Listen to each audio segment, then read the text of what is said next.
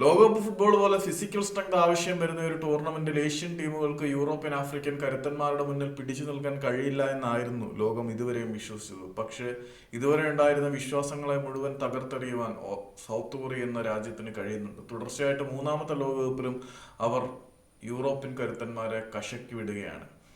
2018 അവർ ജർമ്മനിയെ തീർത്തു വിട്ടു. 2022 പോർച്ചുഗലിനെ, 2026 ഇതാ ചെക്ക് റിപ്പബ്ലിക്കിനെയും അവർ തകർത്തു വിട്ടു. ഏതായാലും ഇന്ന് ചെക്ക് റിപ്പബ്ലിക്കിന് 20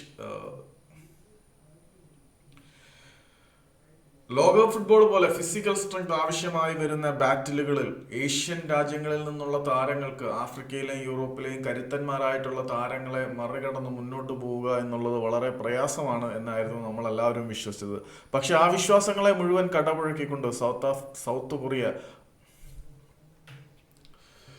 ലോകകപ്പ് ഫുട്ബോൾ പോലെ ഫിസിക്കൽ ബാറ്റിൽ ആവശ്യമായിട്ട് വരുന്ന വലിയ വേദികളിൽ ഏഷ്യൻ രാജ്യങ്ങളിൽ നിന്നുള്ള താരങ്ങൾക്ക് ആഫ്രിക്കയിലെയും യൂറോപ്പിലെയും കരുത്തന്മാരെ മറികടന്ന് മുന്നേറുവാൻ പ്രയാസമായിരിക്കുമെന്നായിരുന്നു നമ്മളെല്ലാവരും ഇതുവരെയും വിശ്വസിച്ചത്. പക്ഷേ ദക്ഷിണ കൊറിയ എന്ന ഒരൊറ്റ രാജ്യം ആ വിശ്വാസ പ്രമാണങ്ങളുടെ എല്ലാം അടിവേരിറക്കുന്ന കാഴ്ചയാണ് നമ്മൾ കാണുന്നത്.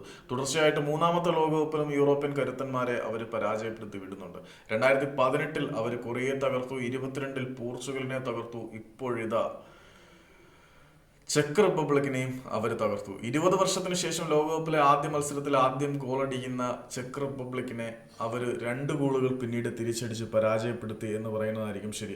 മത്സരത്തിന്റെ തുടക്കം മുതൽ ഒടുക്കം വരെ ദക്ഷിണ കൊറിയ ആയിരുന്നു ഡോമിനേറ്റ് ചെയ്തു നിന്നത് എന്നത് പ്രത്യേകം എടുത്തു പറയണം. ശരിക്കും ഏഷ്യൻ സ്പീഡി ഫുട്ബോളിന്റെ സൗന്ദര്യം എന്താണെന്ന് ലോകത്തിനോട് വിളിച്ചു പറയുന്ന തരത്തിലുള്ള മനോഹരമായിട്ടുള്ള ഫുട്ബോൾ ദക്ഷിണ കൊറിയൻ താരങ്ങളുടെ കാലിൽ നിന്നും തലയിൽ നിന്നും നമ്മൾ കണ്ടു. ഉയരക്കുറവുണ്ടായിട്ട് പോലും തല കൊണ്ട് പൊരുതാനും ഏരിയൽ ബാറ്റിലുകൾ വിൻ ചെയ്യാനും അവർ കാണിക്കുന്ന ഒരു തൃഷ്ണ ഉണ്ടല്ലോ, അത് വളരെ പ്രത്യേകം എടുത്തു പറയണം. 20 വർഷത്തിന് ശേഷമായിരുന്നു ചെക്ക് റിപ്പബ്ലിക് ലോകകപ്പിൽ ഒരു ഗോൾ നേടുന്നത്. അതും എൻ്റെ പൊന്നു മക്കളെ, കോർണറുകളെ പോലും അതിശയിപ്പിക്കുന്ന വിധത്തിൽ വന്യമായ കരുത്തു നിറങ്ങിയ ഒരു ത്രോയിനെ ഹെഡർ ഗോളാക്കി കൺവേർട്ട് ചെയ്യുന്ന കാഴ്ച നമ്മൾ കണ്ടു. അവർക്ക് വേണ്ടിയിട്ട് ലാഡിസ്ലാവ് ക്രച്ച് ആണ് മത്സരത്തിന്റെ രണ്ടാം പകുതിയിൽ ഗോൾ നേടിയത്. 20 വർഷത്തിന് ശേഷമായിരുന്നു അവർ ലോകകപ്പിൽ ഒരു ഗോൾ നേടിയത്. മത്സരത്തിൽ തങ്ങൾ നന്നായി കളിച്ചിട്ടും ഗോളടിച്ച് മുന്നോട്ട് പോകാൻ ചെക്ക് റിപ്പബ്ലിക്കിനെ കൊറിയയ്ക്ക് അനുവദിക്കേണ്ടി വന്നത് അവരുടെ ഈഗോയെ വല്ലാതെ ഹേർട്ട് ചെയ്തു. പിന്നീട് കൊറിയൻ ടീമിന്റെ നിരന്തരമുള്ള ആക്രമണങ്ങളായിരുന്നു നമ്മൾ കണ്ടത്.